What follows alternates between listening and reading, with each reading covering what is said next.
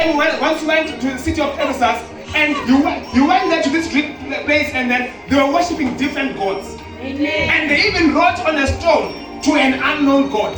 But the Bible says that they kept on worshiping the unknown God. Amen. Even though they did not know the God, but because they were so used to worshiping, they still worship the unknown God. Amen. My question is, how do you worship an unknown God? Because each God is worshipped according to his ordinances and his laws. Amen. If I am worshiping ancestors, I know how to worship my ancestors. Amen. I know I have got to slaughter a goat or to slaughter a sheep and a cow, and have some few beers and the strong brandies, commandos, you know. Amen. Hallelujah. But when I'm worshiping this God, I have to live a holy life.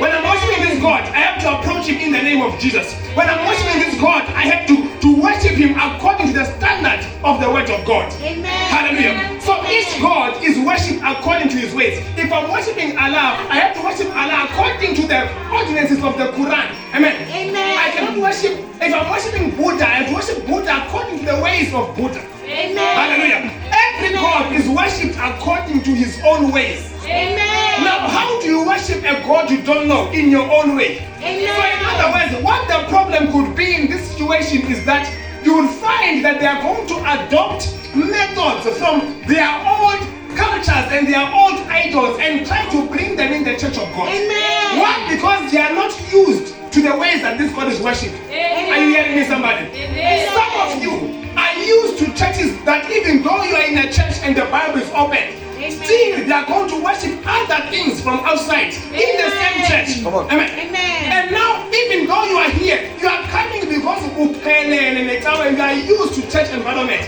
but you do not know God and his ways. Amen.